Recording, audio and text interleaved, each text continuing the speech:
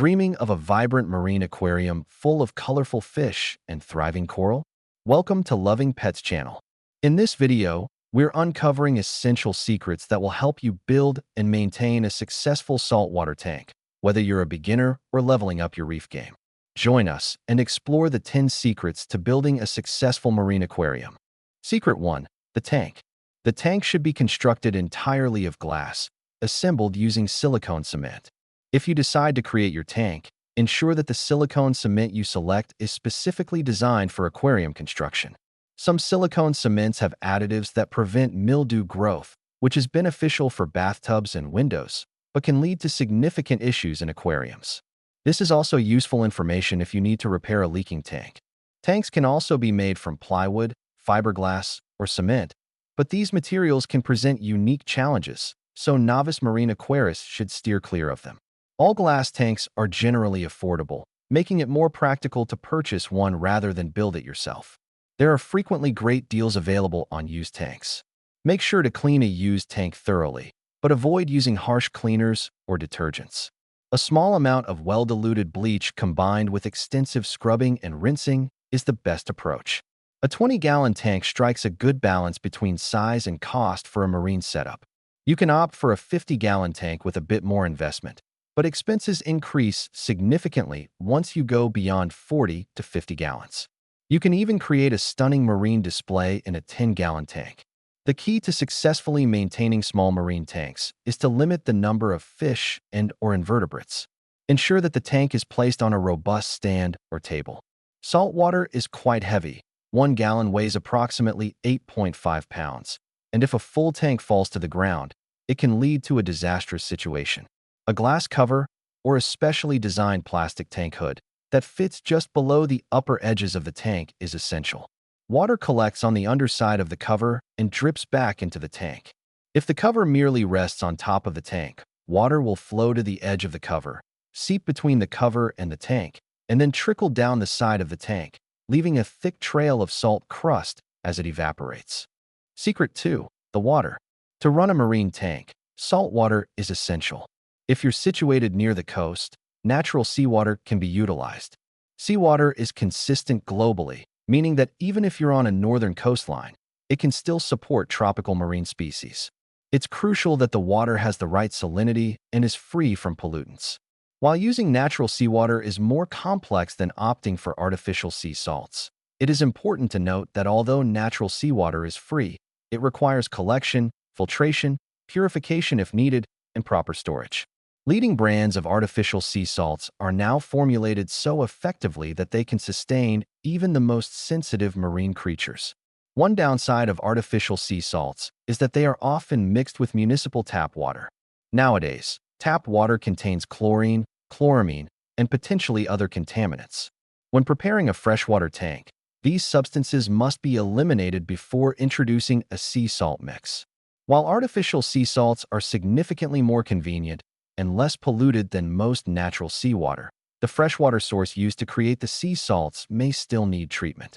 It's always wise to pass the water through an activated carbon filter before adding the salt mix. Salinity indicates the concentration of salt in the water, typically measured in parts per thousand ppt. Seawater generally contains around 28 to 35 parts of salt for every 1,000 parts of water.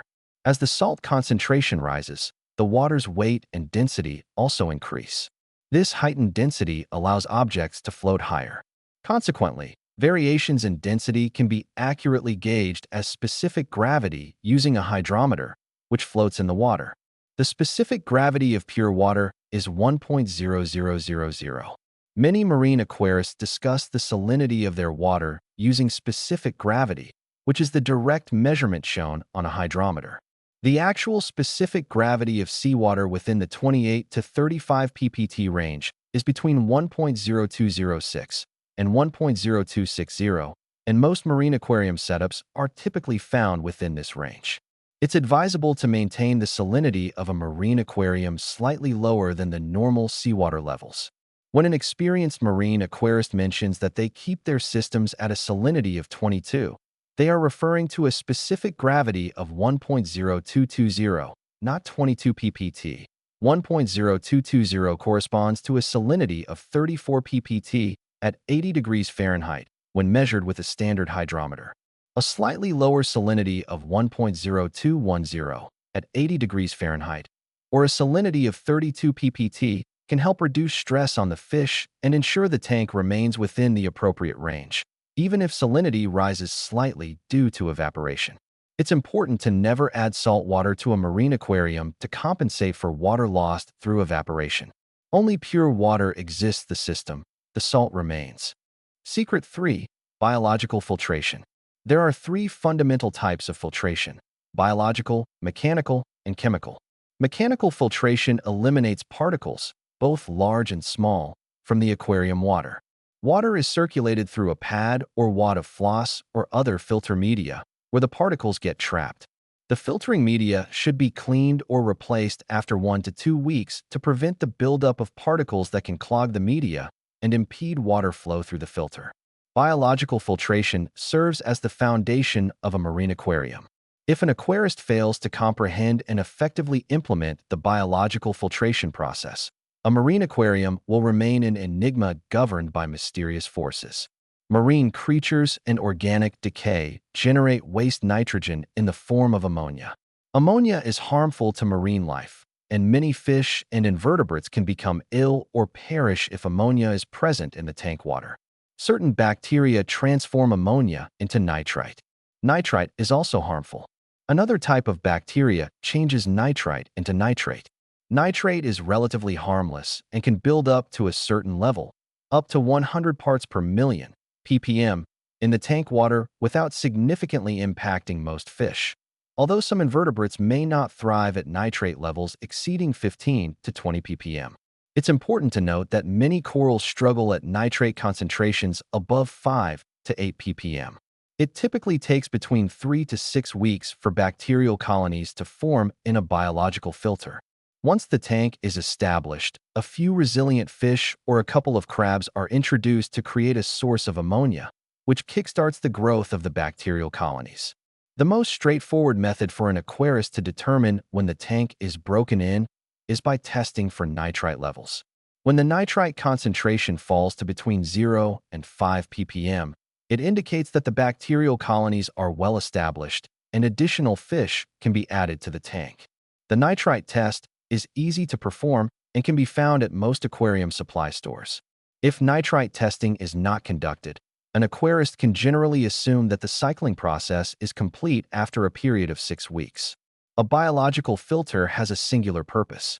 It must provide a medium with a substantial surface area for bacterial colonies to thrive on, while also allowing a flow of oxygen-rich water containing waste nitrogen compounds to move freely over and through the medium. Depending on its configuration, a biological filter can serve additional functions. In the case of a trickle filter, it offers efficient biological filtration and facilitates excellent gas exchange, effectively removing carbon dioxide from the water and replenishing oxygen that has been depleted by the nitrifying bacteria and the metabolic activities of the tank's inhabitants. Conversely, an undergravel filter provides less efficient biological filtration but also acts as a mechanical filter, capturing detritus, food, and waste particles, which are then broken down by other bacteria into basic minerals. A well-constructed trickle filter is a highly effective biological filter for both small and large marine aquariums. However, it necessitates external installation, usually beneath the tank, which can elevate the cost and complexity of the system. An undergravel filter, on the other hand, is installed within the tank itself, and while it demands more maintenance than a trickle filter, this traditional type of biological filter performs admirably in smaller marine aquariums. An undergravel filter is made up of a plate featuring fine slits or holes, positioned approximately 0.5 inch above the bottom of the tank. On top of this plate, a layer of filter media is placed, which serves as the tank's bottom surface. From the area beneath the filter plate, 1 to 4 large diameter tubes rise up to just below the water's surface. Water is drawn from beneath the filter plate to the water's surface, circulates throughout the tank, and then returns through the filter media located at the bottom of the tank. The air released at the base of the tubes helps to drive the water cycle, which is sufficient for smaller tanks. However, for larger tanks, Power heads, small electric pumps positioned atop the filter lift tubes, can significantly increase the water flow through the undergravel filter. When designing an undergravel filter, three key factors must be taken into account: particle composition, particle size, and the thickness of the filter bed. A larger particle size results in a reduced media surface area, which allows for greater water flow through the filter, necessitating a thicker filter bed. Conversely, a smaller particle size increases the media surface area, slows down the water flow through the media, and permits a thinner filter bed. For a coral gravel filter with particles around 1/8 inch in diameter or slightly smaller, a thickness of at least 1.5 to 2 inches is recommended. In contrast, a silica sand filter, which consists of much finer particles, only requires a thickness of about 0.75 to 1 inch in a small aquarium. Silica sand performs exceptionally well in smaller setups. Secret 4. Chemical filtration. Chemical filtration involves the process of passing water through a filter that contains activated carbon and/or resin media. These materials have tiny pores that trap organic and other molecules, effectively removing them from the water. The activated carbon becomes exhausted when its pores are filled with the organic substances extracted from the water. Activated carbon is particularly efficient at eliminating the organic dyes that can discolor aquarium water. A knowledgeable marine aquarist utilizes both mechanical and chemical filtration, regularly replacing the media in these filters. Some aquarists choose not to use carbon continuously, as it can also remove essential trace elements. Instead, they may run carbon for about a week each month, just before performing a water change. An external filter that hangs on the side or back of the aquarium is highly effective for mechanical and chemical filtration in a small marine setup. Additionally, a simple corner filter designed for freshwater tanks, filled with floss and activated carbon, can also perform well. While a lightly stocked marine aquarium can function without an auxiliary filter, having one significantly enhances water quality and clarity. Activated carbon remains effective for several months before it needs to be replaced. It can be changed every 4 to 6 months, or whenever the water starts to show a slight yellow tint. A strip of white plastic with a faint yellow mark can serve as a color indicator for the water. If the yellow mark is not visible from the front of the tank when the plastic strip is submerged at the back, it indicates that the carbon should be replaced. The finest activated carbon for use in marine aquariums comes in small granules, roughly the size of a pinhead. There is minimal dust, and you might hear a hissing sound when the dry carbon is placed in water. A filter that uses carbon and/or resin is most effective when the water flow is directed through the media rather than flowing around it. In the second part of this article, I will explore 5 additional secrets for maintaining a successful and straightforward marine aquarium. This includes temperature, lighting, fish selection, food and feeding, as well as how to tackle the most common parasite issues faced by marine aquarists. Successfully maintaining a marine aquarium, regardless of its size or complexity, primarily relies on knowledge, observation, and upkeep. While a larger tank with high-end equipment allows for a wider variety of marine organisms, including those that need coral reef water quality and lighting similar to natural sunlight, a 20-gallon tank can also be manageable. As long as one understands the limitations of a small, simple marine aquarium, many species of marine fish and invertebrates can thrive in a compact aquarium far from the ocean. A straightforward, undergravel filtered marine aquarium can be constructed using materials sourced from hardware and building supply stores, or with equipment specifically designed for marine aquariums available at aquarium shops. A tank as small as 5 gallons, built and maintained using the traditional marine method, can support a few saltwater organisms, while 30 to 75-gallon tanks set up similarly can accommodate many more.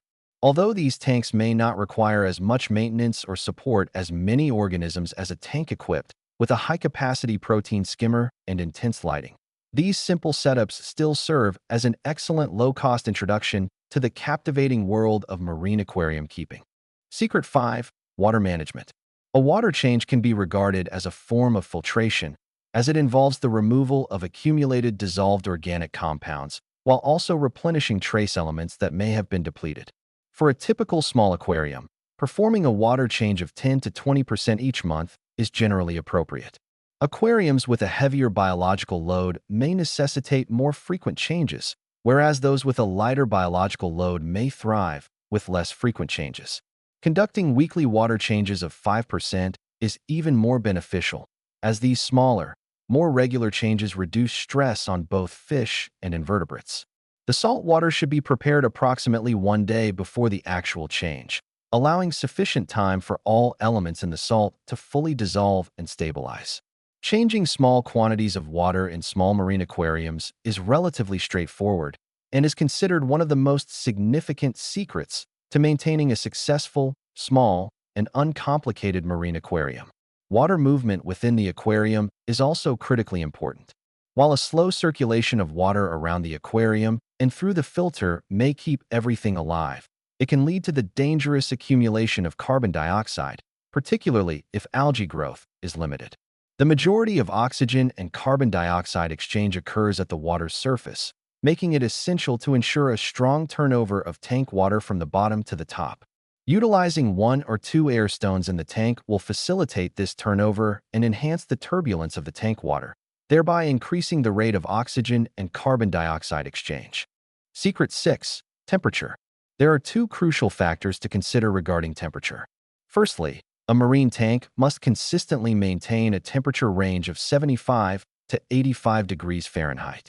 Many tropical marine fish and invertebrates experience stress if temperatures fall below or exceed this range, and numerous species may perish if the temperature drops below 70 or rises above 90 degrees. Secondly, temperature fluctuations should not occur too rapidly. For instance, if the aquarium heater fails and the tank temperature is found to be 66 degrees Fahrenheit one morning, many or all fish may survive if the temperature is gradually raised to 75 or 80 degrees over a few hours. However, transferring them immediately to 80-degree water could result in immediate death. Most marine aquariums, regardless of size, require a heater for all or part of the year. It is essential to monitor the heater's performance. Keep a small thermometer in the tank and check it regularly. Observe the indicator light on the heater. It should turn on and off when the room temperature is lower than that of the tank. If the light remains on continuously, the heater may be malfunctioning or insufficient for the tank's size.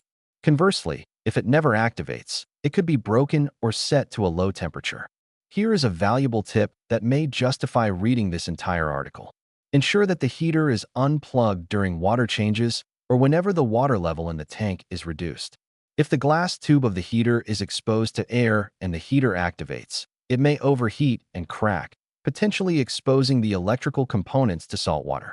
Believe me, you do not want this scenario to unfold, as it could lead to a shocking experience. Secret 7. Lighting. Lighting plays a crucial role in the maintenance of a tropical marine aquarium.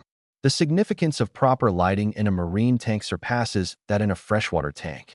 Freshwater fish are often found in dark waters and shaded regions where light levels are low and inconsistent, while marine tropical fish and invertebrates generally originate from relatively shallow, clear tropical seas where sunlight is abundant and intense throughout the day. The optimal lighting for a marine aquarium, which is vital for systems that support algae and coral growth, is characterized by high brightness and strong peaks in the violet/blue and orange/red wavelengths of the spectrum. A standard 2 or 4-foot shop light fixture equipped with 2 daylight or full-spectrum fluorescent tubes typically provides sufficient illumination for most economical, traditional marine aquarium configurations. However, this setup may not be adequate for the majority of corals and other photosynthetic organisms, although it is significantly better than the single small bulb often included with many light hoods intended for freshwater applications. While many marine fish can thrive under such low light conditions, it is essential to select the species with care. Opt for fish that are naturally found in deeper waters or those that spend their days in caves or beneath ledges, as these species require less intense lighting. It is advisable to avoid tangs, angelfish, and other species that necessitate the high light levels found at the reef tops. Additionally, numerous crustaceans, including shrimp and crabs, also flourish in low-light environments. Secret 8. Animal selection. Keeping a marine aquarium is significantly simpler when one begins with robust, healthy specimens. Look for fish that exhibit clear eyes, a full, rounded abdomen, and well-formed, clear fins. Steer clear of fish that display sunken abdomens, missing scales, blotchy skin, or ragged fins.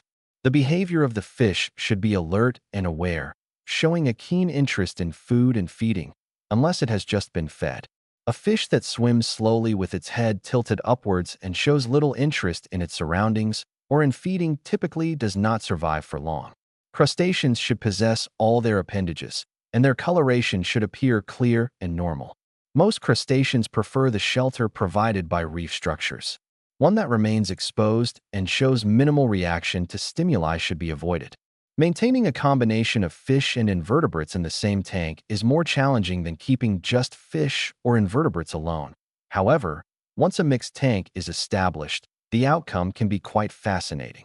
Ensure that there are ample hiding spots for shrimp and crabs. Secret 9. Disease and quarantine. Following issues with new tank syndrome, characterized by elevated ammonia and nitrite levels, and the absence of adequate water changes, parasitic diseases emerge as the next significant source of failure and anxiety for marine aquarists. The diagnosis and treatment of diseases is a multifaceted subject, and I recommend consulting my book, The Marine Aquarium Handbook, Beginner to Breeder, for more comprehensive details. However, I can offer a few suggestions here. The most prevalent and damaging parasite affecting marine aquariums is Amylidinium ocellatum. This dinoflagellate parasite of marine fish reproduces swiftly and can effortlessly complete its life cycle within a marine aquarium. While there are numerous other bacterial and parasitic diseases that can impact marine aquarium fish, this one is particularly severe.